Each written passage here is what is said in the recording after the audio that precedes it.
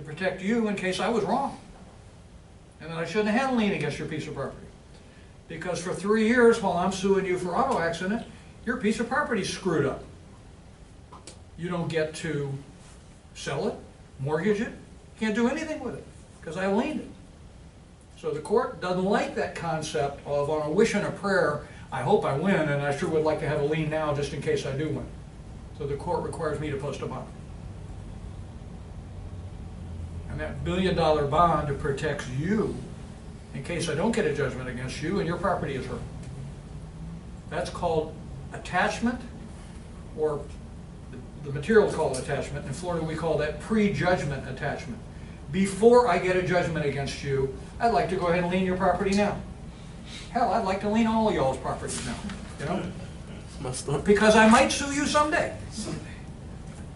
Fine, but I got to put up a bond for the value of the property. So it just doesn't happen very often. It's hard to do in Florida. Very hard to do. Yes, ma'am. So the best way to protect yourself from all these liens is Yourself being who? The owner? yes, as owner, is to buy it as a trust, because you can't really buy your properties in a land as a trust, because that way no one will know I am the actual owner. Maybe. A trust is not going to protect you against a good lawyer, a good collection lawyer trying to collect a judgment against you, because you're the beneficiary of the trust. And basically what happens is then the lawyer gets the court to take the beneficial interest in the trust away from you and sells it. I mean, there are ways to hide, and then the collection lawyers know the way to find you and the way to get it. We talked about one of the reasons that you hold title in a corporate name. A judgment against me is not going to be a lien against every corporation that I happen to hold stock in. So if I have all my property in a corporate name and people are suing me, that doesn't give them a lien against that piece of property. Now, but they can take away my stock, and then they're the stockholders in the corporation, but they didn't get a lien against that piece of property. Taking that a step further, when we talked about different entities, you want to form a different entity to own every piece of property. And here's why. You own 4 pieces of property. Let's assume they're all in your name. That's easy. It's a no-brainer. If somebody gets a judgment against you, it's a lien against all 4 of them. Okay? Well, let's say you put all 4 of them in a corporation. Somebody gets a judgment against me. It isn't a lien against them. It isn't a lien against any of them. But let's say we have all 4 of them in the name of a corporation, and somebody slips and falls and gets hurt and gets $1 million judgment against the corporation. Okay? Well, now it's a lien against all 4 pieces of property because the corporation owned all 4. So that's why you have corporation ABC own property 1, and DEF own property 2, and XYZ own property 3, and da-da-da-da-da own property 4. So that when somebody gets hurt on property 4 and gets a judgment, they only get a judgment against the person that owned that property, and it's only a lien against that 1 piece of property because that corporation didn't own any other pieces of property. But if you put them all in one basket, whether it's you individually, or it's one corporation, or one LLC, or one partnership, or whatever it is, then any claim against that entity resulting from any piece of property automatically becomes a lien against all properties. So that's why we have what we call single asset entities, and that's why every developer does a single asset entity, and why the lender requires you to do a single asset entity. The lender wants, sophisticated lenders, big property. I guarantee you whoever owns this building, it's probably a college, forget that. Whoever owns an office building over here has an entity that only owns that building. So that if somebody gets hurt there and gets a judgment against the owner, Yeah, maybe a lien against that building, but it isn't a lien against everything else they have, because you had a single asset entity. That entity only owns one asset. And lenders want that too. Lenders want your borrower to only own one asset, because they don't want you getting in trouble a bunch of other places and getting liens against their property as a result of your actions elsewhere. So, to answer your question, there are all kinds of games that we can play to protect you. The problem is, you never know who the hell is going to be suing you. Number one. And you never know who you is, in the sense of, am I going to have an auto accident so they're suing me? Well, then I'm worried about assets of my name. But what about one of the employees of my legal corporation has an accident? Then they get a suit against that corporation. Well, if I had all my assets over there, that's a real problem. So it's kind of, who's going to get sued here, and who doesn't have insurance, and who's going to get tagged, and who has assets, and who can those judgments against whoever the defendant is create liens on what pieces of property. Now that's kind of the shell game, but that's how it's played. And that really wasn't the point of what we're doing here, but to answer your question, yeah, you try to limit your exposure to as few assets in any one basket, because if that basket gets sued, whoever gets a judgment gets the lien against everything in that basket. Okay. Is that good? Very good. Okay, thank you. Yes, sir. Yeah, I just wanted to ask, based on that, if you have like one corporation owning one entity owning another corporation, and that corporation, the sub-corporation, owns an asset, and there's a lawsuit against, like you said, somebody trips and falls, can the person filing the suit get to the corporation, the head corporation? Not if they're sufficiently separated. The loan documents also require that you create, when you have each of these entities, it's amazing what sophisticated loan documents require, because lenders don't want you having these kind of problems. And people bitch that, why's the lender making me do all this? He's really doing you a favor. They want you to have, for each of your 4 entities, ABC, DEF, XYZ companies, they want you to have a separate office for each one. So you put, on this door you put XYZ, and on this door you put ABC. They want separate stationery. They want separate officers. They want separate bank accounts. The more you make it look like it's one big company, the more people who get hurt by just this one get to go after this guy. The more you keep them separate, the less likely the parent, so to speak, is a target. Okay, no? Good job. All right.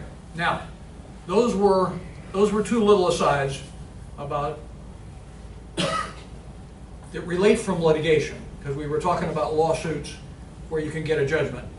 There was a notice of lis pendens if you're suing regarding the title of the piece of property, or there's a prejudgment attachment on a wish and a prayer. Maybe someday I'd like to have a lien against your property, so give me an attachment right now. Okay. That was for litigation.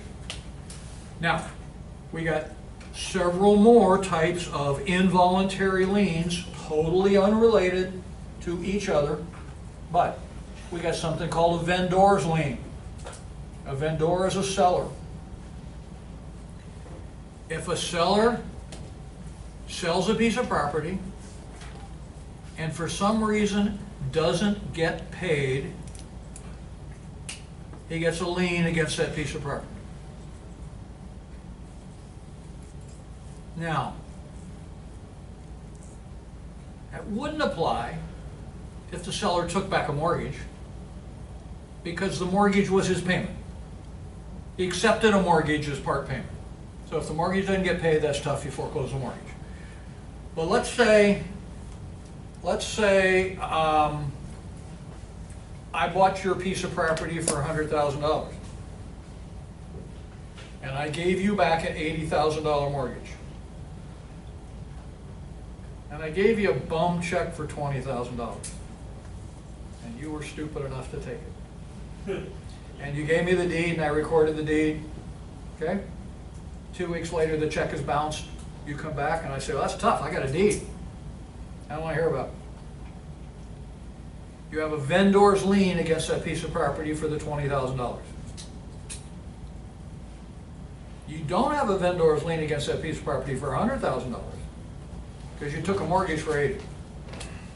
You take your chances there. Probably I'm not going to make a payment next month on that mortgage either, if I'm the guy that gave you a bad check. But then you go foreclose your $80,000 mortgage and try to get the property back. But a vendor's lien is a seller who doesn't get paid for some reason or another. That's an example, and it happens. That's a vendor's lien. Now, we're going to talk about a subject that the materials called tax lien. And this is two totally different subjects. And just because I'm going to take them out of order here, I'm going to talk first about a federal tax lien, and that's because it's kind of like our judgment lien we talked about. If you don't pay IRS, if you, the owner of a piece of property, don't pay IRS,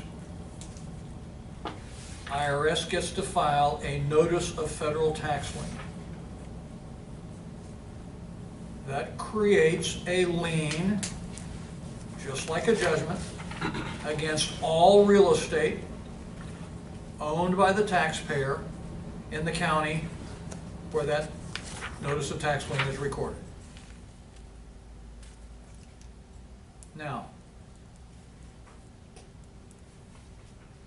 IRS doesn't have to go to court and get a judge to agree that you're owed the money. IRS can jolly well do whatever the hell it wants to do, and it does. It waits a little while to do it, but then it does it with a vengeance. So, if somebody doesn't file a tax return, or files a tax return and IRS thinks there's some fraud going on, IRS comes up with an assessment of how much they think you owe. They send you a letter. And when they don't pay, they go file a notice of federal tax lien in the public records. And they may file one in every county in Florida, just in case you have any property there. Same concept. It's a lien. IRS is entitled then to have the property sold to pay your lien. Now they do all kinds of other stuff too. But what we're talking about right here is a lien against real estate. Long before they file a notice of federal tax lien, you get a notice from your bank that there's no money in your bank account anymore. IRS took it. And IRS doesn't go to a judge or call you. They just say to the bank, Steve Genester has $3,000 in an account. We say he owes us $6,000. Give me the $3,000. The next thing I know is my checks start bouncing. They do whatever they jolly well want to, and you don't want to mess with them. And that's without notice, right? I'm sorry? That's without notice, right? They'll Maybe.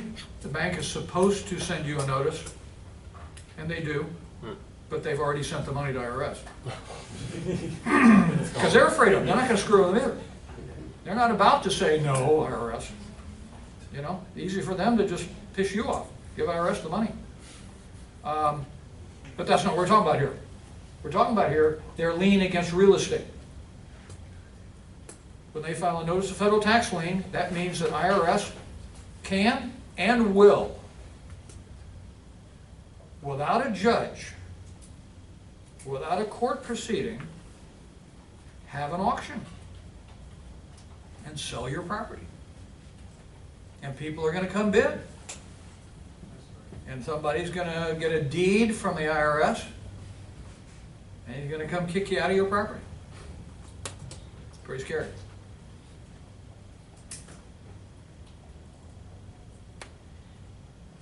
It's questionable and litigated often whether or not they can do it against Homestead in Florida. It's questionable and litigated often, but more recently in favor of IRS, whether they can go after tenancy by the entirety property. Let's say you filed separate returns with your spouse, and only one spouse is in trouble, but all your property is tenancy by the entirety. That used to work. Doesn't anymore. Because we're dealing with Big Brother here. We're dealing with the feds, and they do whatever the hell they want to. Where can I buy a property that's been seized by the IRS? Yeah, that was the question. Where do you find these auctions?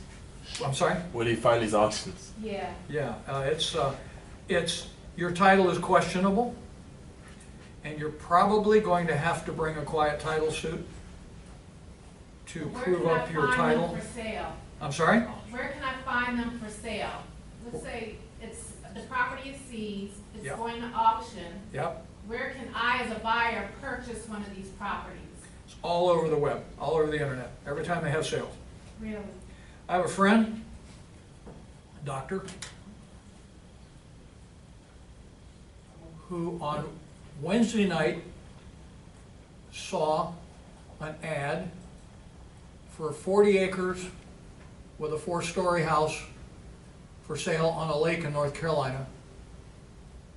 Said to his wife, the auction's on Friday, want to fly up tomorrow and take a look at this thing? And she said, yeah, that's cool.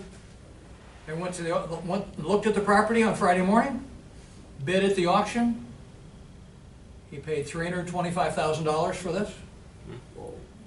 $4 or $5 million property. Wow. Called me and said,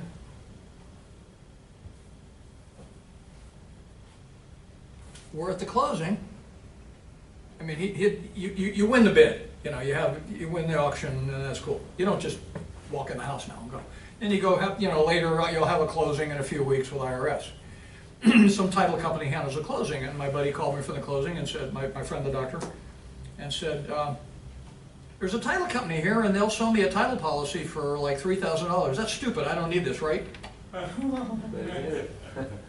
said, this is the best money you're ever going to spend. And you know what?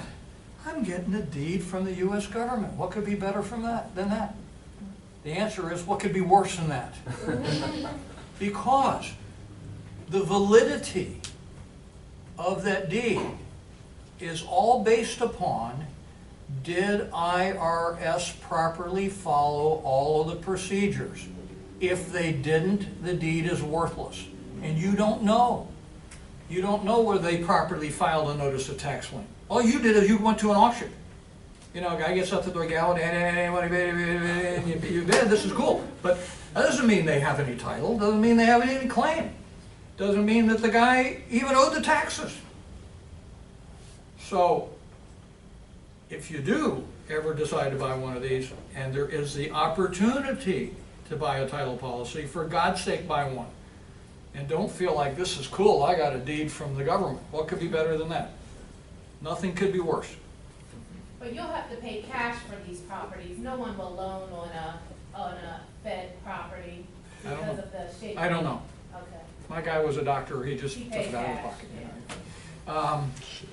I don't know. Yeah. I think if you can arrange financing in time, I think you can.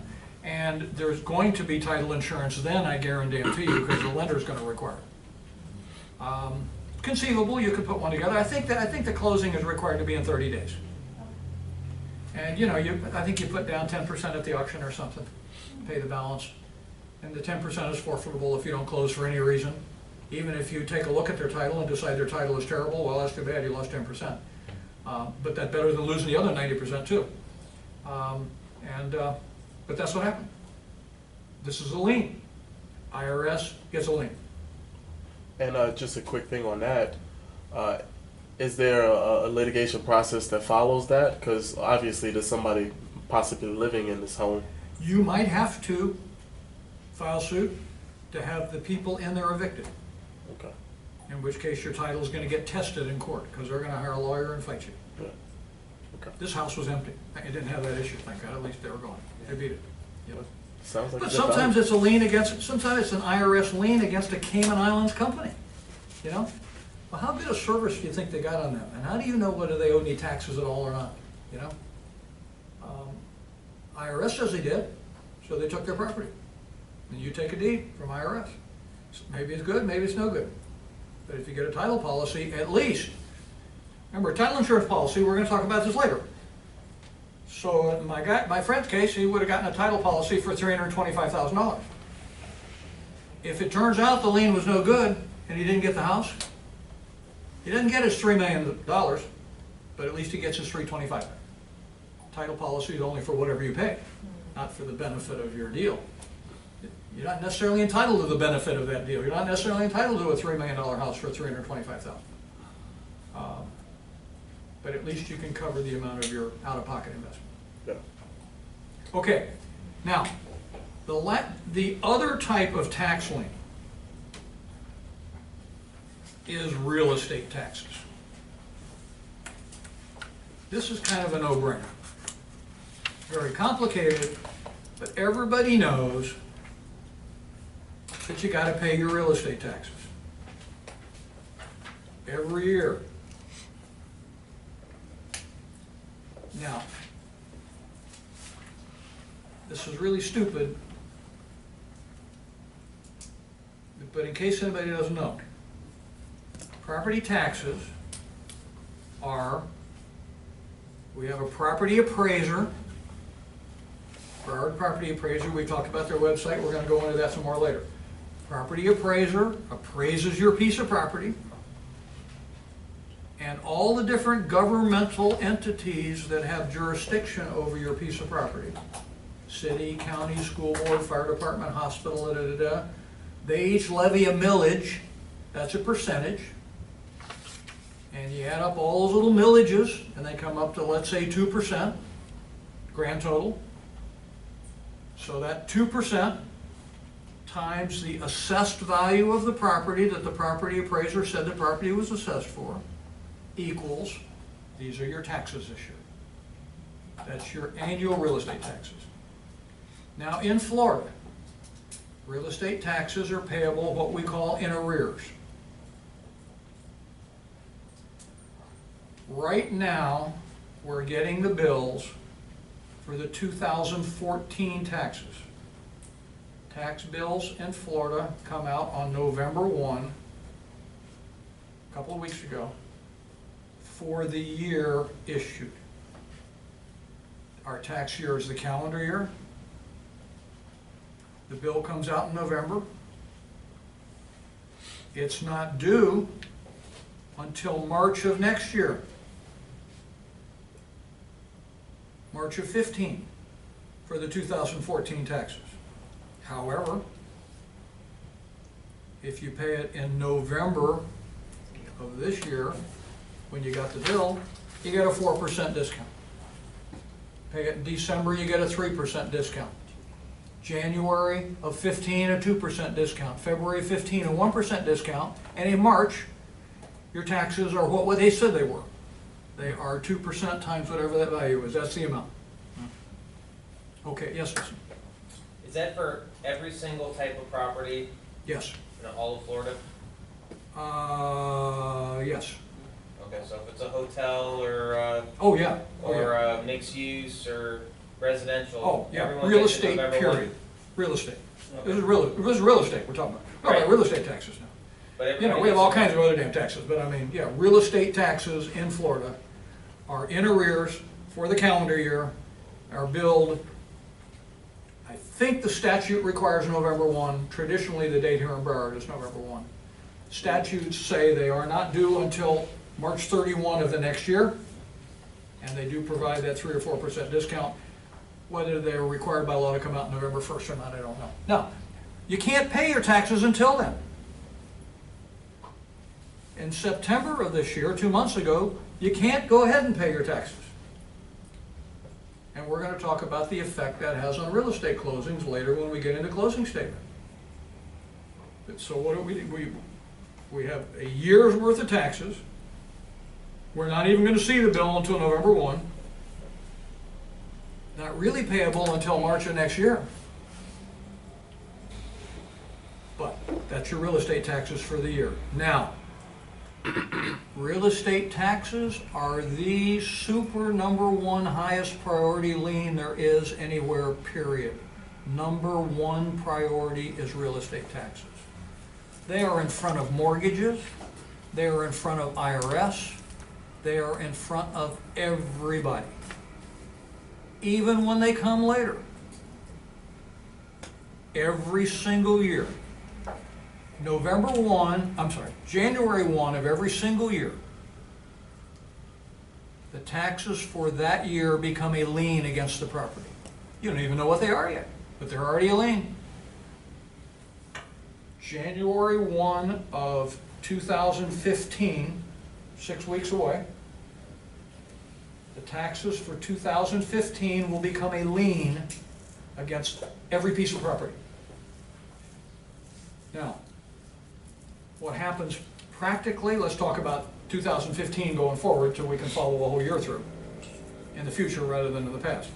January 1 of 2015, the 2015 taxes are a lien against every piece of property everywhere in Broward County. Everywhere in Florida. August 1 or September 1. I think it's September 1. September 1, you'll get something called a TRIM notice, T-R-I-M. Means truth in millage. Truth in millage. What that is the property appraiser on September 1 saying to you, I'm going to assess your property for tax purposes for this year in the following amount. Because we said that assessed value times the millages are going to determine what your taxes are. So the property appraiser is telling you right now in September, I'm telling you now, this is the assessed value for your property for this year. And if you don't like it, there's all kinds of procedures to bitch about it. Go argue with them, go fight over them. You can file appeals, you can file notice of contest, you can do all kinds of stuff to fight over it. Doesn't change the fact that since the first of the year, whatever the taxes turn out to be were a lien against your property, we're just fighting over the amount now. But that's the assessed value. That's the property appraiser saying, I assess for tax purposes this year the value of your property to be so-and-so. Now that's supposed to be market value, just value, full, yeah, whatever. It is what it is. You got 2 months to fight about it, and you can fight over it a bunch longer. After September 1, all of the various jurisdictions who get to tax you start having their meetings. City of Fort Lauderdale, Broward County, North Broward Hospital District. They all have their meetings and decide, what's our millage rate going to be this year? It's going to be the same as last year? Going to be more? Going to be less? Here's our budget. Here's what our auditors tell us. Here's what our needs are. Instead of 0.03, maybe this year we need 0.032.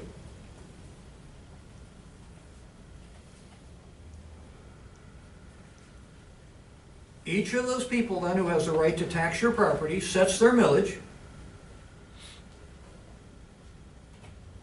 All those numbers get finalized in October and sent to the, I call him tax collector, revenue collector. Now it's the job of the revenue collector. The revenue collector then takes the assessed value set by the assessor, which you may or may not have been fighting over, but whatever they said it was, and the millages from all those different people, adds those all up, and maybe they add up to 2%, multiplies them times that assessed value, and sends you a bill on November 1 that says these are your taxes for this year. You've got till next March to pay them. 4% discount, you pay them now. That's how real estate taxes work.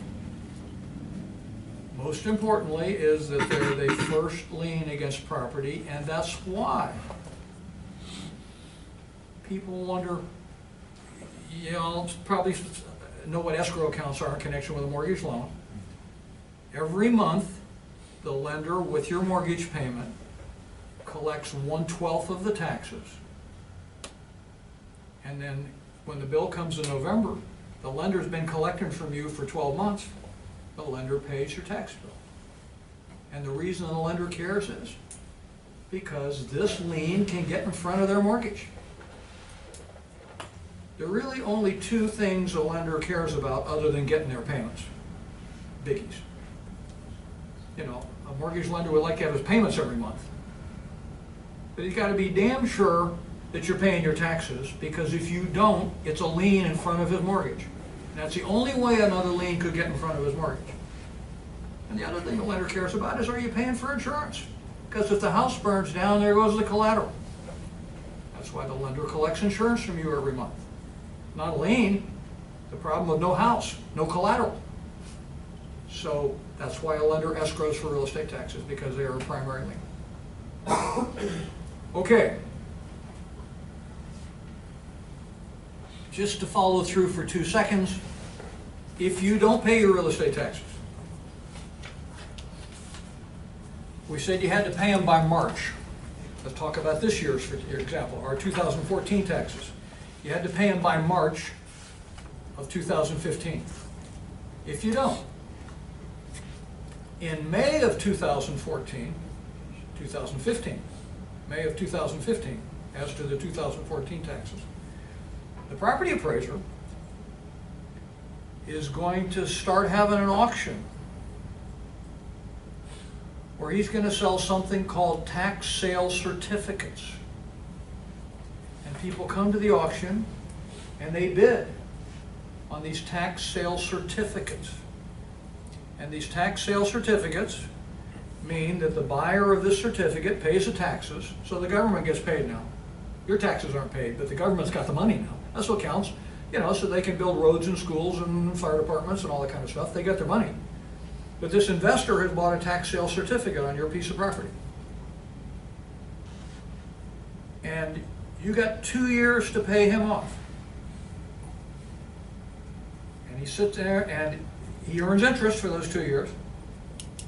And this guy's holding this tax sale certificate on your piece of property for 2 years for the 2014 taxes.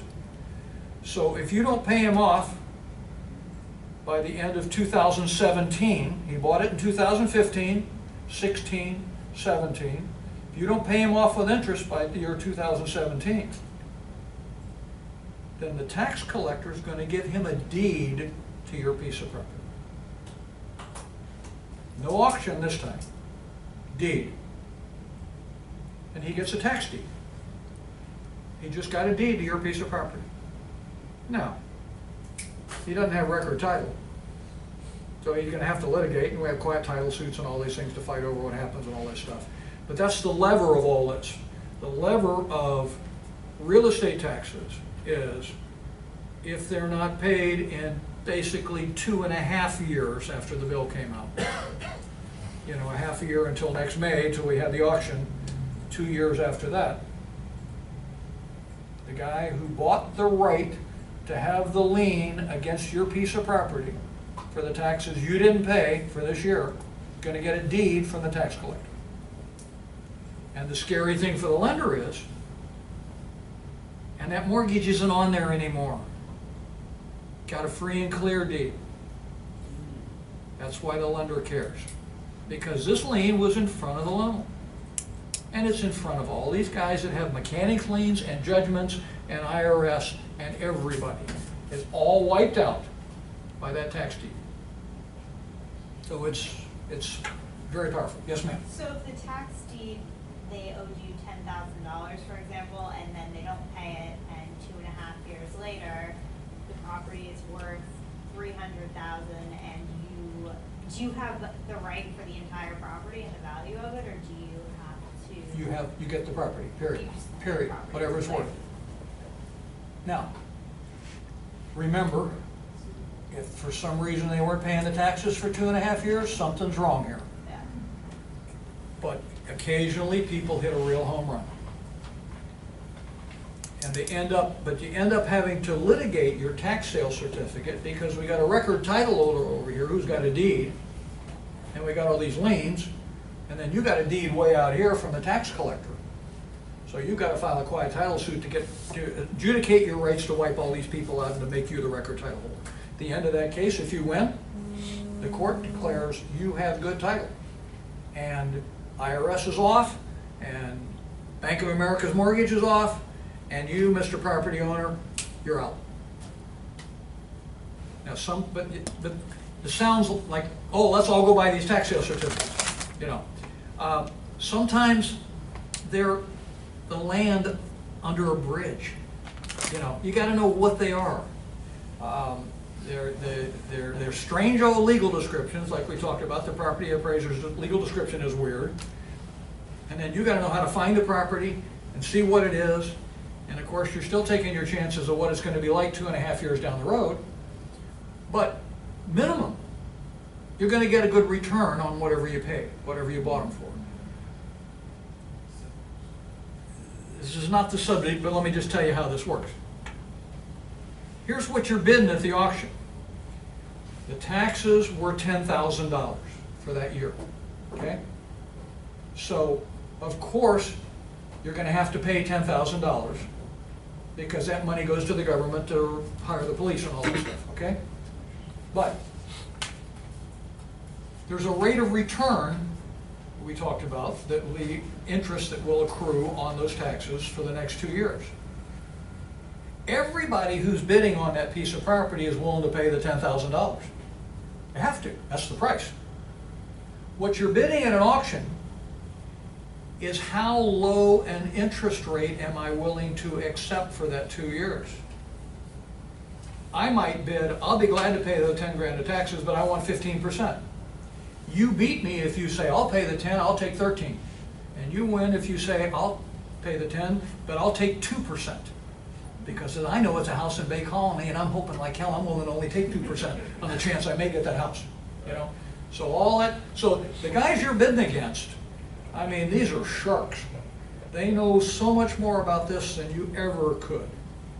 And, but if you win, you're either going to get your money and whatever return you bid, and all the fees and costs and all the baloney that goes with it. There are all kinds of charges and penalties and crap. You'll get all that back. Or you're going to get title to a piece of property that may be worth way less than that $10,000. May be worth a hell of a lot more. But that's the game. Yeah. But it's because of that leverage of the government's ability to just basically sell it and deed it. That's why the tax lien is so important and so scary to everybody. Yes, sir. How does it work if two bidders say they'll take 0%? I'm sorry? How does it work if two bidders both say they'll take 0%? I don't know. No idea. I've seen those infomercials. I'm sorry? I've seen those infomercials. You've seen them what? The infomercials. The infomercial? Yes. Um, You know those things that come on at 3 o'clock in the morning saying you can make a killing? do they run after this? Yeah, You can make a bundle of money doing I've this? seen them. Boy, you go down there and you realize real quick. Yeah, but you're your dealing research with shows people you that. It's like people that go to foreclosure sales and buy property at foreclosure sales on auction, from foreclosures. Yeah, those They sharks. say, well, what do you come in. mean there's 4 mortgages on here? Mhm. I bought it at the sale. Yeah, fine. What did you get? Maybe you bought on the mortgage foreclosure of the 4th mortgage. Maybe you bought from the condo association's lien, but there are 3 mortgages on there and 2 judgments, you know? So you don't really know what you're getting. What you do know here is, if everything works right, it's going to wipe out all those claims. This is the one place that you can buy and not be worried about other liens, because you're the first lien. Anything else you buy, hell, you're subject to everybody in front of you. But that's why it's hard to IRS's do. lien is subject to everybody in front of them. Judgment creditor's lien is subject to everybody else in front of them. But real estate tax lien is not subject to anybody. Yes, yes, sir. What happens between the original owner and the bank? What happens? I'm sorry. How does that work out between that original owner and then pays taxes in the bank? And the bank? That lends him the money. to pay Well, for the property. the bank's going to pay him if the owner doesn't, and add it to the debt, and maybe foreclose their loan. If they had escrow every month, then they pay him. You know, if you paid in monthly for 12 months in advance to your lender before November and he had the money to pay him, he pays him. Sometimes you don't have escrow. Sometimes the lender counts on you to pay your taxes. But at some point, the lender's going to find out you didn't pay last year's taxes. And the lender's going to write to you and say, you better pay him, or we're going to pay him and add him to your debt. But once that. And maybe, if we're really pissed, we're going to foreclose your mortgage and take your property away from you for doing it. Which they have all those rights to do in a mortgage. Every single one of them. Did that answer your question? Well, no. If it doesn't, try me. I'm not sure what it is you're not following. Most tax certificates. As between the owner and the bank, in the mortgage, you promised to pay the taxes. You didn't pay them. As the bank, I have the right to pay them and make you pay them and take your house away if you didn't. The bank would sure as hell rather take your house away than have them be unpaid and have that guy who bought the tax sale certificate take the house away in 2 years and their mortgage is gone. Yeah, that's what I'm saying. In that, how often does that actually happen? So that's why. Yeah, they'll prevent that. So like, say that does that eventually happen. Say that guy actually gets the property. Eventually, and that's why banks have departments to spend all day long making sure taxes are paid, because they really care about this. Because that's really one of the two things we talked about that can really hurt them. Taxes didn't get paid, and if it falls through the cracks, even though you're making the mortgage payment. See, if you're making the mortgage payments, you think the bank is asleep, they'll never know, they don't care. Yeah, they're gonna find out. I'm saying like does the guy still owe the bank money afterwards? I'm sorry, say again? Say the guy gets the house, he bids, he gets it, you know, the bank doesn't prevent it somehow, you know, what happens between the bank and the original owner of that home that didn't pay his taxes? Does he still? Well, if all that happens, well, he still owes the bank the money, but the house is gone. It's now an unsecured loan. Yeah. And probably, like we talked about, when you have a judgment against somebody, think he's got anything? He doesn't have the house anymore. And he couldn't even pay his taxes. Not likely they're gonna get paid. The banks make you a mortgage loan based on the strength of the security. They just lost the security. They still have a debt, but not looking good for the bank. Okay. That's it for this chapter. Been way longer than I hoped to, and I'm sorry. Let's take a 2-minute break. I mean, a real 2-minute, and then I want to get through the deeds chapter before lunch.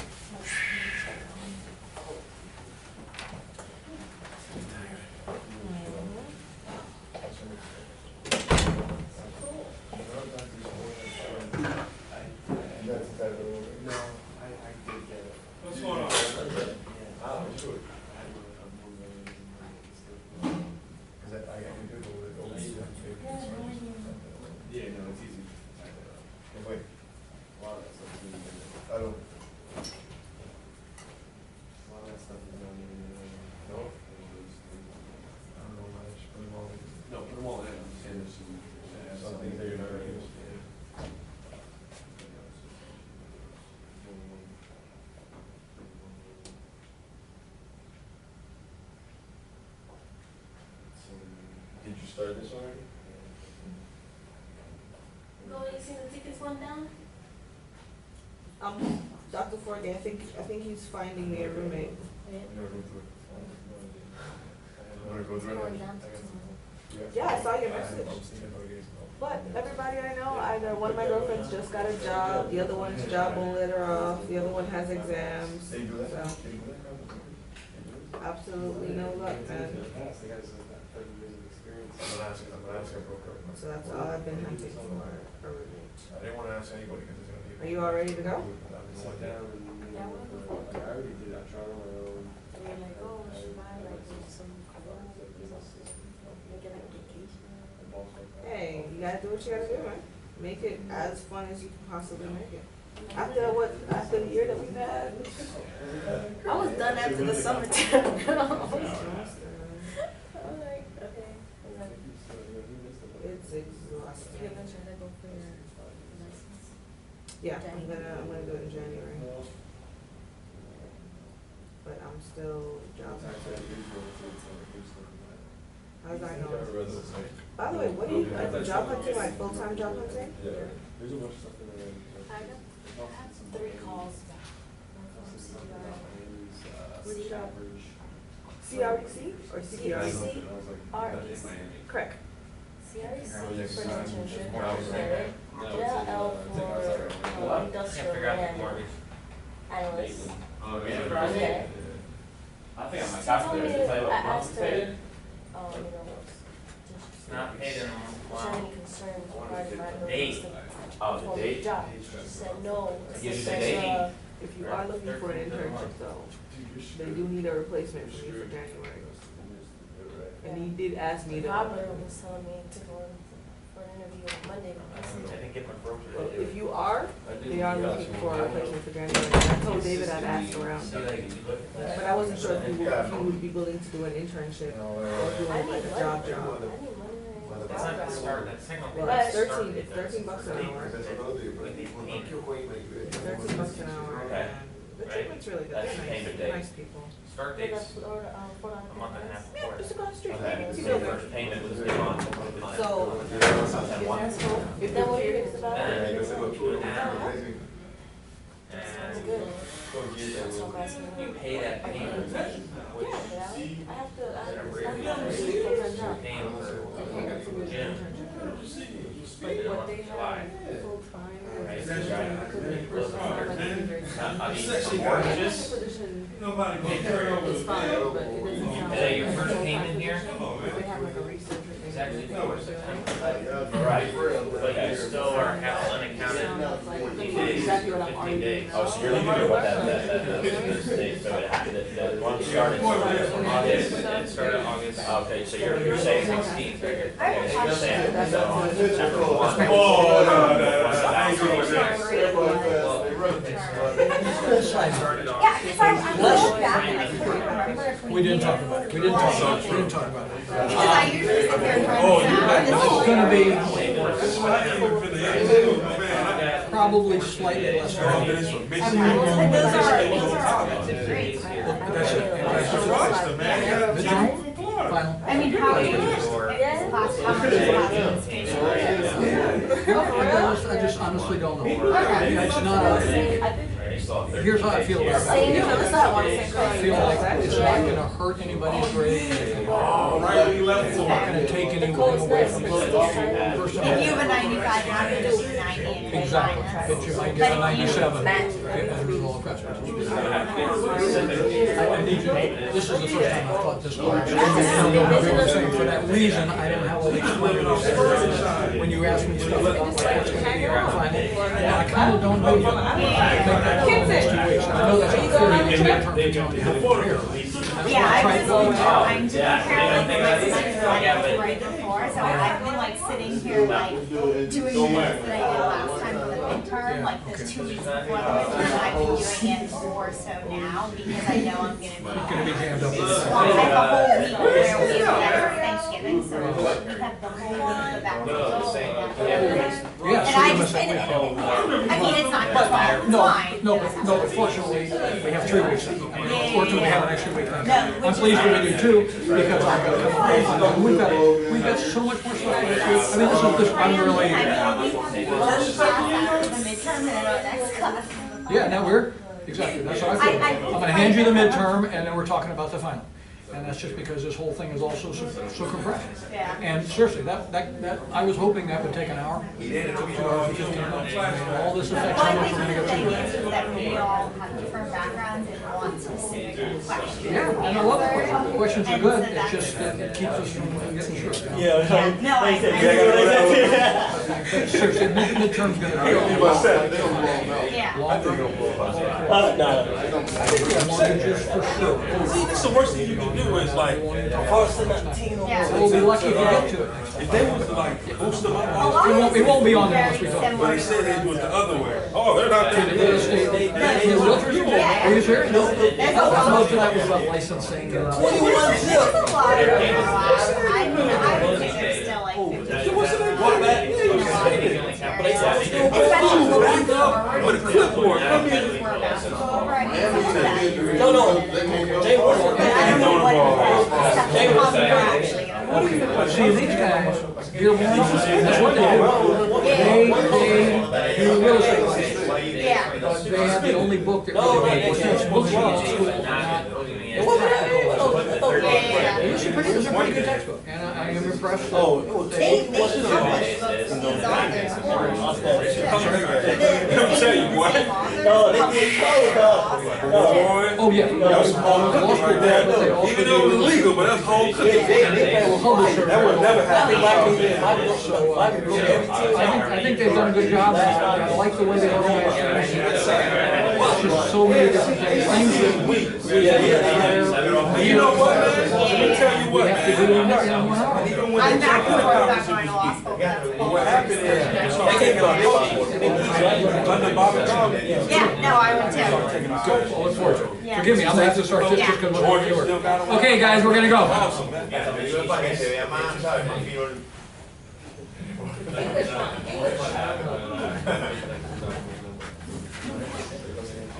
We're gonna do deeds. Chapter 16 is deeds.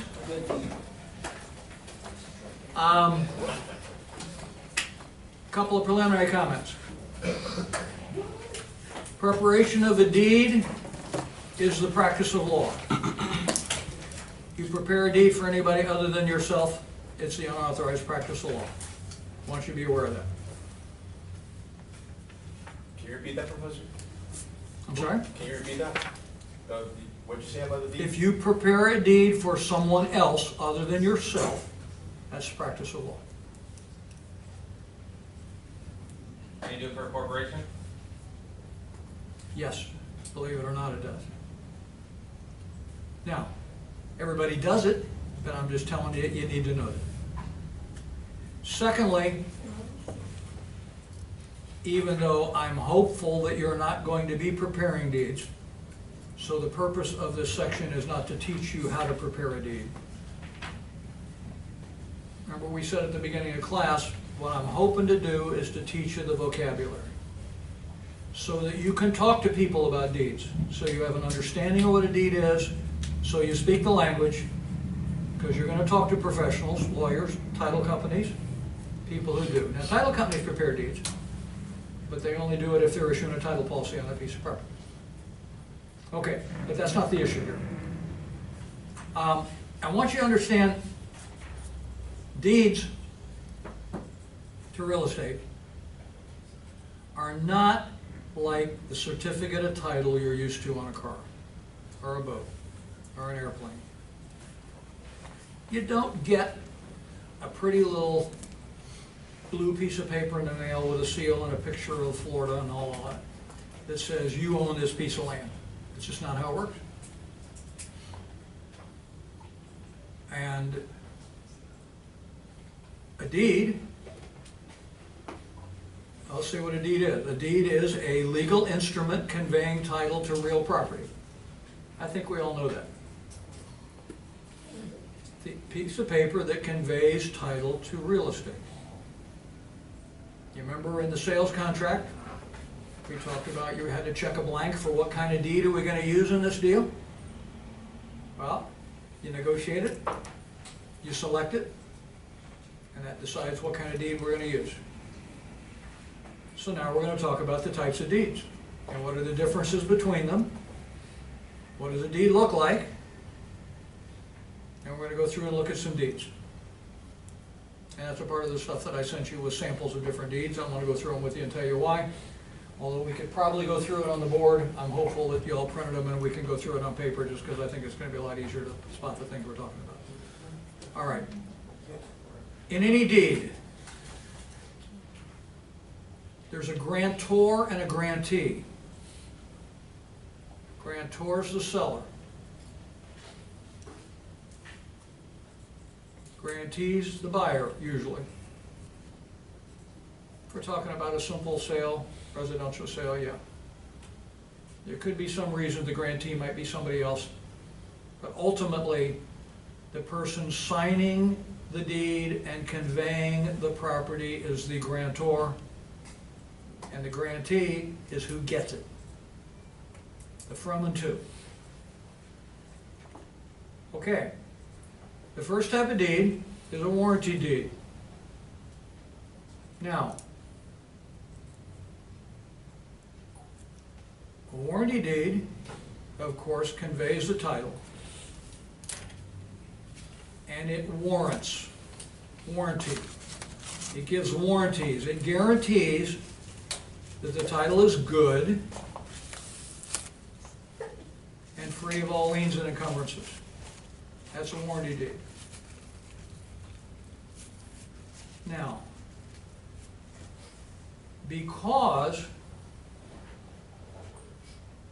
it says and guarantees that the land is free of all encumbrances, you're going to see, except for the following. Because there's some things that the seller is not guaranteeing against. For example, not guaranteeing against real estate taxes. The lien is on there all year long, right? So of course it's subject to real estate tax lien, subject to other liens and stuff like that. The point is, I wanted to introduce that concept now, that you guarantee the title is free and clear of all liens and encumbrances, but then you add, except for the following, and say what liens and encumbrances are on there. Now,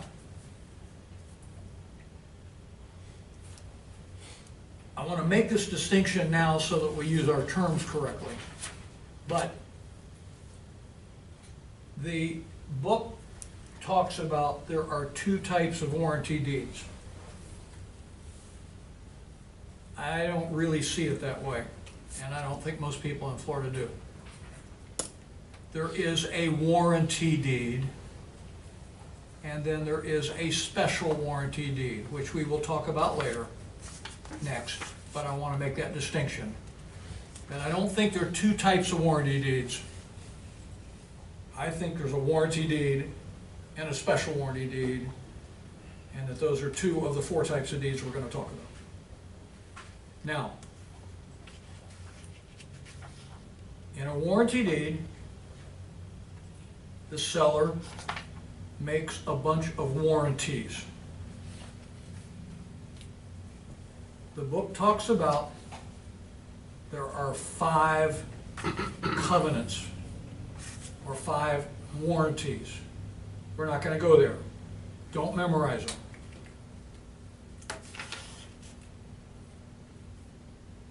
There are 2 of them that really count. The first is that the property is free of all encumbrances, liens, claims, problems, issues, hassles. And the second is that the warranty that the owner, the seller, the grantor will defend the title against all lawful claimants. So as the seller,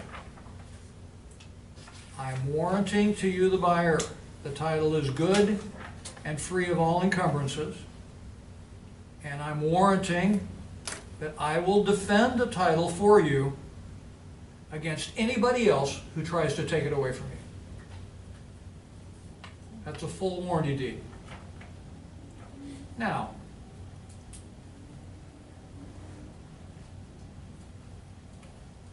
remember that that can be a pretty hollow remedy. In other words, the fact that I give you a warranty deed of a piece of property and I guarantee you the title is good and I agree to defend it for you against anybody else, well, that's great. If you can find me, if you can get a judgment against me, you can recover the judgment against me. In other words, the warranty, the seller's warranty to the buyer on a deed, the warranty of title, can be kind of a hollow remedy, but the seller is at least making that warranty. In Florida, we have a statutory form of warranty deed. What that means is we have a Florida statute. You don't need to know this, but it's 68902 that says Here's a form for a warranty deed. Everybody uses it. And I want to tell you, overall, anytime you have a form in the statutes for anything, use it. You can't go wrong if you use it. You can go real wrong if you don't. You can make it better and add stuff to it, but don't take anything away from it. You're going to find forms with the Secretary of State on how to form a corporation or form a limited partnership. Use them. Because you can't be faulted if you do, but you can be faulted and screw up if you don't. And this is a good one. We have a form warranty deed in Florida that says if you use this form, this is a full warranty deed. And its language at the end says, and the said party of the first part, that's the grantor, does hereby fully warrant the title to said land and will defend the same against the lawful claims of all persons whomsoever. Right there in the statute. And you're going to see that that's what every single warranty deed in Florida says. Because, you remember, we said we have 5 kinds of warranties? Well, you don't have to say them all now. Our statute says if you use these words, you've made all 5 warranties, and you've fully covered the ballpark of a warranty deed by using those terms. And it's just a real short little form. It says, you know, party of the first part, party of the second part, has granted, bargained, and sold to the party of the second part. They call them party of the first part, party of the second part, grantor, grantee. Legal description of the land, and then act. And the party of the first part here fully warrants the title of the land, will defend the same against lawful claims of all parties whomsoever. That means we'll defend the claim against anybody. Not just who they bought it from, but who they bought it from, all the way back to the treaty with Spain. That's where Florida started, treaty with Spain. A seller warrants the title from today, the day he gives you the deed, all the way back to day 1, against anybody. That's nice. The seller's still around, it's worth something. Okay, that's a warranty deed. That's how most deals are done. That's how virtually all residential deals are done. Again, these 5 warranties, you just don't need to know them, because in Florida you use those buzzwords and you got them all. Now, deed type number 2 is a special warranty deed. And the material talks about maybe it's a limited warranty deed. We don't call them that. We call it special warranty deed. And in the special warranty deed, the seller makes the same warranties. Title's good. Title's unencumbered. And the seller says, and I will warrant the title for the period of time that I have owned it. Only. So I'm telling you, for the 5 years that I owned the property, I didn't put any liens on there. I didn't screw up the title. Nobody got judgments against me. I paid the taxes. Everything is wonderful for the 5 years that I've owned it. But not all the way back to the treaty with Spain. If there are title problems back there, don't talk to me about it. That's a special warranty deed. Now, if you're big, if you're General Motors, and you're signing a warranty deed, you really don't want to warrant the title all the way back to the treaty with Spain. You just want to warrant for the period of time you owned it, because you have a deep pocket and you can be sued and you're good for it. So Why become the guarantor of the title for all history? Just guarantee the title for the period of time that you've owned it. So big sophisticated sellers sign a special warranty deed. Now remember, in the sales contract, we negotiated what type of deed we're going to give between buyer and seller, and we've selected it. And that's what's going to determine what type of deed we're going to give at the closing. Yes, ma'am? Maybe you're gonna touch on this, but how does the type of deed affect title insurance? How does it affect title insurance? Yes. It does not. It doesn't. Title insurer doesn't care. It will not prohibit you getting title insurance. A lot of people worry for a buyer that, oh my God, my seller's only giving a special warranty deed, title's probably a title deed. Not necessarily. If the title company gives you a title policy, who cares? So this really doesn't hurt you badly if you're a buyer. But it covers the seller so that the seller's only guaranteeing the title for a limited period of time. Okay.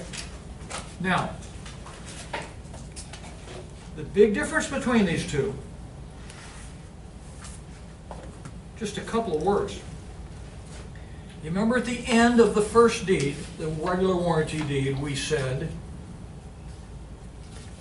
I will defend the title against the lawful claims of all persons whomsoever. That means everybody. Okay? Special warranty deed, seller says, I will defend the claims against people claiming by, through, or under me. That's how he says I'm limiting the title warranty period. People claiming through me. Meaning, I didn't put any liens on there. People didn't get any judgments against me. I paid the taxes, things that I did. People claiming through me, the seller. That's only people I'm warranting against. I'm not warranting against the people who had liens against the guy that I bought it from, or he bought it from, or he bought it from. Basically, you're going to see when we look at deeds, the difference between them is at the top of the page, it either says warranty deed or special warranty deed. And down here, at the very bottom, it's who he warrants a title against. All persons whomsoever in a warranty deed, or people claiming by, through, or under me in a special warranty deed. All right. Next type of deed described in your book is called the bargain and sale deed. You are not responsible for it. Forget it. We don't have them in Florida. Don't use them. Never heard of it. They never heard of it. Other states, but we don't use it. Just not worth knowing about. Not going to happen in your deals. The next type of deed is a quit claim deed. Quit, Q-U-I-T, claim. Quit claim. Sometimes two words, sometimes one. Spell it however you want to. But not a quick claim deed like a lot of, most people say that really don't know. It's quit, Q-U-I-T, claim. Okay, that's simply a deed with no warranties whatsoever. Seller is giving the buyer, or grantor is giving the grantee, because it may not be the seller and the buyer, whatever interest the grantor has in the property, and here's the magic words, if any. Maybe none. I'll be glad to give you a quitclaim deed to this building right now. Write it up. I'll sign it. I don't care. I'm not saying I own it. I'm not saying I'm conveying it to you. I'm not giving any warranties. And I'll be glad to sign it. What the hell? It's a piece of paper. Maybe it conveys good title. Probably not. But it doesn't do me any harm. And it doesn't do you any good. Because I didn't own anything. But if by some chance I own some interest in this property, you got it. Now, these clear up title problems and title issues. We hear about clouds on title. Mary Jane had a niece that maybe had an interest on the property. They didn't really own it, but maybe in Mary Jane's estate this niece had some sort of claim. So let's go get a quitclaim deed from the niece. If she had title, it works. If she didn't have title, it doesn't hurt her. Quitclaim deeds are how you clear up title problems. Because they convey an interest, if there is an interest, but there are no warranties, there are no guarantees, nobody's on the hook for anything. That's a quitclaim deed. According to the materials, it does not purport to convey title. Okay. If it has title, it conveys it. If the seller, if the grantor has title, it conveys it. If the grantor doesn't, it doesn't. Okay. Question, real quick. Yes, sir. So if there's a mortgage on the property, Uh-huh. and you quit claim the deed, Uh-huh. who's responsible for the mortgage?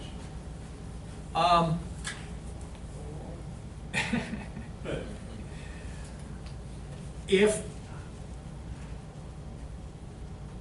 let me, it's going to depend so much on the situation you're talking about. And what I'm saying is this, simply. You remember in the warranty deed or the special warranty deed, because we're warranting the title, the seller's going to put subject to, he's going to say, subject to that certain first mortgage in favor of Bank of America. So the seller is saying to you, you're getting title subject to that mortgage, and he's saying to you, and it's your problem, I ain't paying it anymore. That's not as simple as that, because he's the one that signed the loan, and you know, when we get into a mortgage, you'll see the who's responsible for it is a soft question in this sense. Whoever takes out a loan signs a debt and is responsible for it for life until it's paid. But once he sold the property, he may not really give a damn. The person who needs to see it get paid is the one who owns the property. So if I give you a quitclaim deed to a property and there's a mortgage on there, I'm not saying I'm paying it. And you're not saying you're paying it either. But if somebody doesn't pay it, you're losing it. So what it boils down to is the person that cares is the owner. The person that doesn't care is the person that gave a quitclaim deed. Except maybe the one who gave you the quitclaim deed is the one who signed it up and has some responsibility to the lender anyway because he signed the note. But as between buyer and seller, so to speak, it's always the buyer's problem, because if there's a mortgage on there and it doesn't get paid, he's the one that loses the property.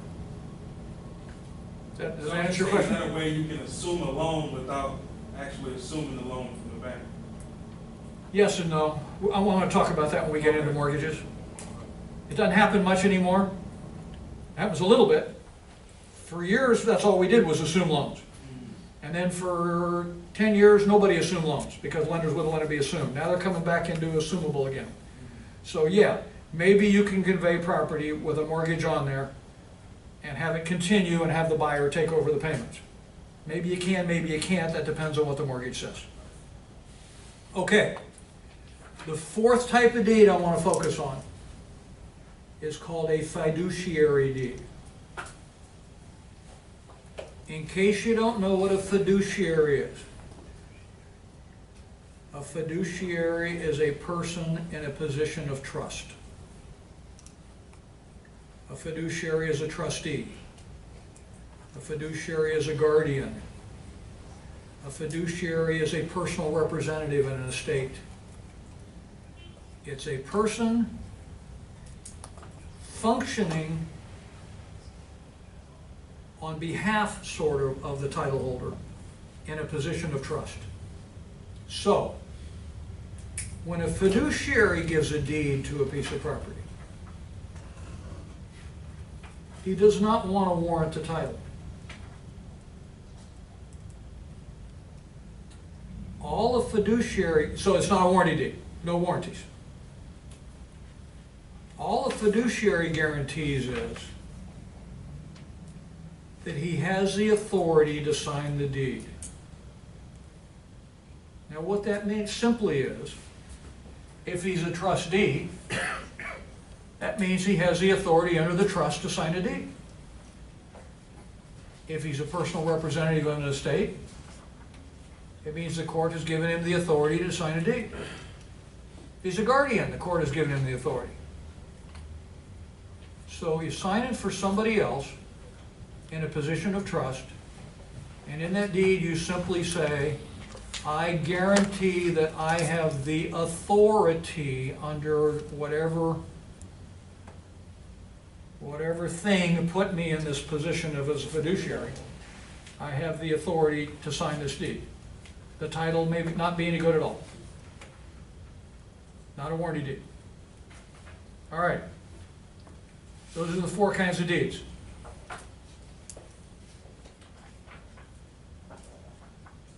There are elements to a deed that a deed has to have to work.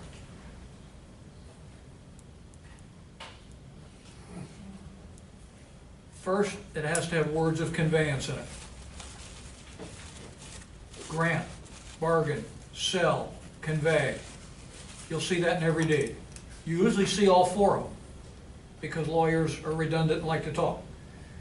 So they put all that stuff. Grant, bargain, sell, convey, remise, all these old English common law crap. But you got to have some words in there saying, I intend to transfer the title. Secondly, you have to have a competent grantor. Now, the materials go through all the ways you can be incapacitated. We're not going to do that. But you could be a minor. You could be really incompetent, like you've lost your mind. The point is that the grantor had to have been competent to sign the deed. You have to have third, an identifiable grantee. That means whoever you deeded the property to has to exist. You can't deed a piece of property to Peter Pan. You can't deed it to a corporation that has not been formed yet. And that happens a lot and creates a hell of a mess. Just Yes, sir. if Peter Pan does physically exist, Yeah, there you go. can you? Cool. If you know a Peter Pan, and that's a guy's name, sure you can. I'm just saying, like, I'm saying the play coming up. literally. Yeah, yeah. Maybe I just made that up as a bad example. And I could make up some more stupid ones if you want, but you know where I'm going. No, Okay, all right. But yeah, it's got to be a real thing, a real person, a real entity, and it has to be in existence at the time you deeded it to him. Not later. You can't deed it to the XYZ Corp, and then next week, the XYZ Corp gets formed with the Secretary of State. You made a hell of a mess. The deed wasn't any good. Period. Okay. You have to have an adequate legal description in the deed. We've got a whole chapter coming up on legal descriptions. Got to be a legal description that a court will uphold because it's valid and the court can figure out what the property is. The deed has to be properly executed. That means it has to be signed by the grantor. Now, there's some more things that surround that are part of proper execution, and we're going to talk about them in a second.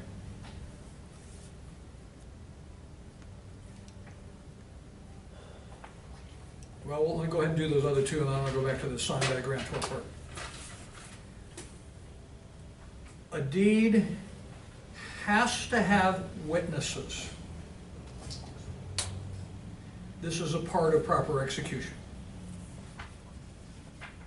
2 people, watch the grantor sign the deed, and they sign their name saying, yep, I witnessed it. I saw him sign it. I'm a witness. That's called attestation. They are attesting that the grantor signed it. It's required. In addition, in Florida, a deed has to have an acknowledgement. That's the section at the bottom of a deed where the notary notarizes it. In other words, got to be notarized. That's called an acknowledgement. Now, Florida has a statute, and that's where this comes from. And we talked about the statute of frauds. And this is the statute of frauds, and I'm going to read to you a few words from it that are relevant here. You remember we talked about the statute of frauds earlier, where we said leases over a year had to be in writing? Contracts for real estate had to be in writing. And the statute of frauds also says deeds have to be in writing. The statute of frauds in Florida, believe it or not, was adopted, and you don't need to know this, 1828, which is pretty weird when you realize Florida didn't become a state until 1845. But the point is, that's how far back in history this goes, that Florida adopted this statute, and it's been changed a few times. But here's the drift of it, and the name of it is how real estate is conveyed. And what it says is, simply, just listen and follow me through in this archaic old language, but it's where all this stuff is coming from. No interest in land for a term of more than 1 year shall be created or made or granted or transferred other than by an instrument in writing. That was the basis of the statute of frauds. It has to be in writing. And signed in the presence of two subscribing witnesses by the party creating the deed. 2 witnesses had to watch, and they had to sign it. And this is all a part of the statute of frauds in Florida. It goes on to say that it can be signed by a party's lawfully authorized agent. We're going to talk about that in a minute.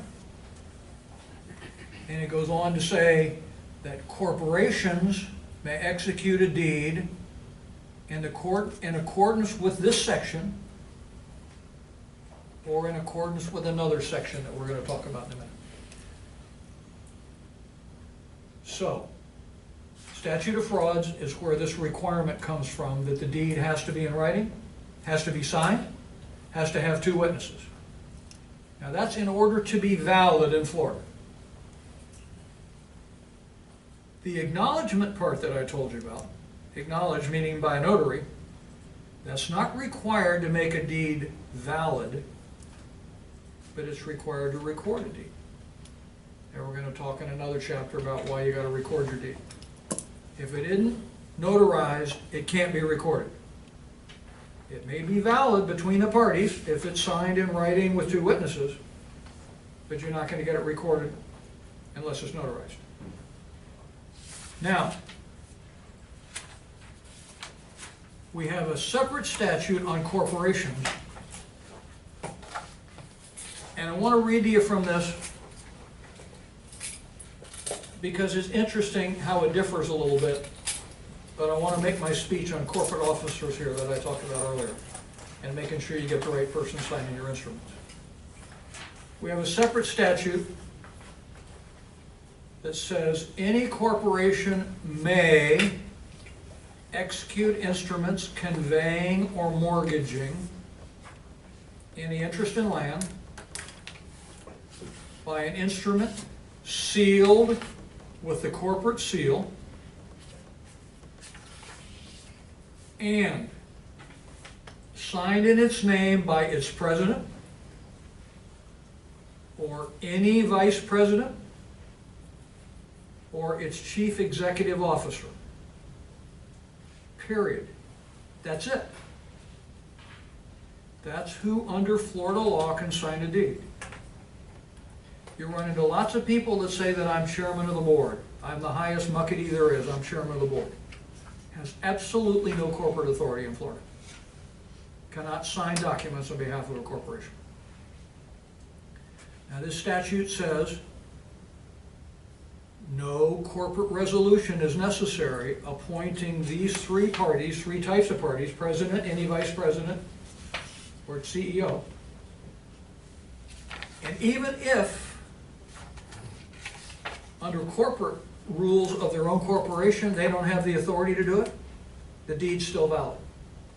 What we're saying is, if you make somebody a vice president of your corporation, they have the apparent authority under law to sign deeds and mortgages, and the statute will support it. And whether or not they were authorized, it's binding. So you don't need a corporate resolution from them. The interesting distinctions going on here are that under that first statute, it said they had to have two witnesses. Under this statute, a corporation doesn't have to have two witnesses if it uses its corporate seal. It's sort of a distinction without a difference. Don't ever have a deed without two witnesses and you're fine. But you'll have some corporate hotshot saying it doesn't need two witnesses because of my corporate seal. At least you'll know, well, he has a little bit of accuracy there. Okay, that's how we convey in Florida. Now, we talked about, you remember, going to the Secretary of State's website, seeing who the officers are, getting these officers, getting the right people on the deed. So when it's time for the closing and you sit down to get a deed signed, you look at this printout from the Secretary of State and you see who the officers are. And if this guy says, I'm a vice president, and he's not listed there, you got a problem, you got to work it out. And if he says he's the chairman of the board, you really got to work it out. Because even if he is the chairman of the board, he doesn't have the authority to sign a deed. And you go back and you get corporate documents giving him the authority to sign a deed. But without a separate document giving authority, the statute says it's these people and none others. Okay, so we're talking about what you got to do to have a valid deed. And we've been through just about everything.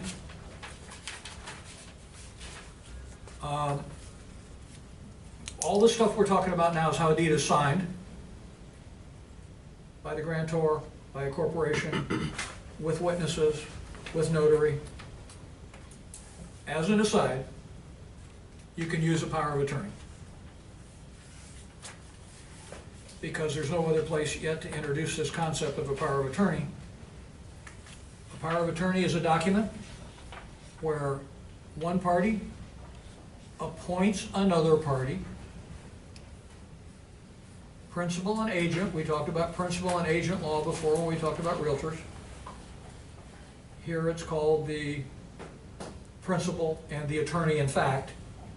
The person who receives, is appointed as the agent, is the attorney in fact, and it gives them the authority to sign a document.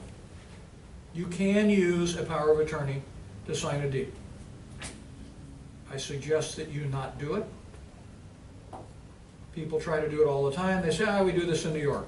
You know, we used to have a bumper sticker that says, I don't give a damn how you used to do it in New York. You know, it's problems because powers of attorney can be revoked. I can give you a power of attorney now, and I can walk outside the door and revoke it. But you're walking around with that power of attorney signing documents for me, and I've revoked it. So how do you know that that agent's power of attorney is still in effect? If I die, the instant I die, a power of attorney is revoked. But you don't know I'm dead.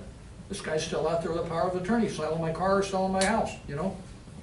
There are problems. But it's done. And sometimes it has to be done. Sometimes there's a closing and somebody's going to be in Europe and you got to do it. Used to be a lot more of a problem when there was no way in the world to get the documents over to Europe and sign them back. Yeah, now we can get them over and back. We can internet them over and DHL them back. I mean, we can, you know, we can work around these things, and it's all the easier now to avoid a power of attorney than it used to be. But there's still problems.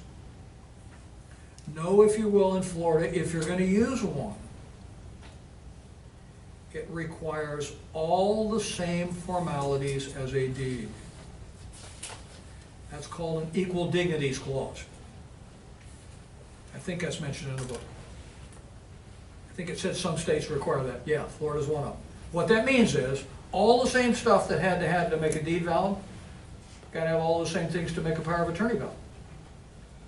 Good legal description, witnesses, notary, signed by the party, competent, Gotta have all that good stuff. And you're gonna record it. You take a deed, by power of attorney, you're gonna record the power of attorney too, to show that at the time the person said he was attorney, in fact, that he was. Now, still may not be valid. The principal might have died the day before. Doesn't make it valid, but you've done everything that you can. Banks, for example, you try to take out a loan with a bank under a power of attorney, don't waste your breath. They're not going to take chances on these issues. Okay, there is one more little concept to make a deed valid, and it's called delivery and acceptance. Well, that's pretty obvious. Got to be delivered, and it's got to be accepted. These are kind of no-brainers, but it can happen. I could sign a deed to you and throw it in my bag and forget to give it to you. Well, it's not valid until I delivered it. And you have to accept it. Why wouldn't you accept it? You know, but it's one of the rules. Okay, that's what a deed is. What's got to be in a deed? Types of deeds, elements of a deed. We're going to look at some deeds in a minute, but I want to finish the chapter first. The last concept is called deed restrictions.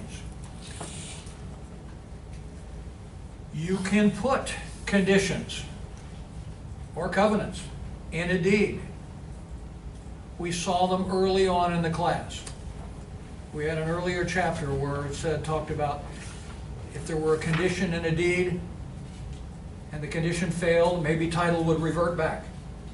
Maybe automatically, maybe not automatically. If you recall, I gave you that example of Birch State Park. So long as it's maintained in its original condition. That's a condition in a deed. You put right in a deed. This property must always be maintained in its original condition.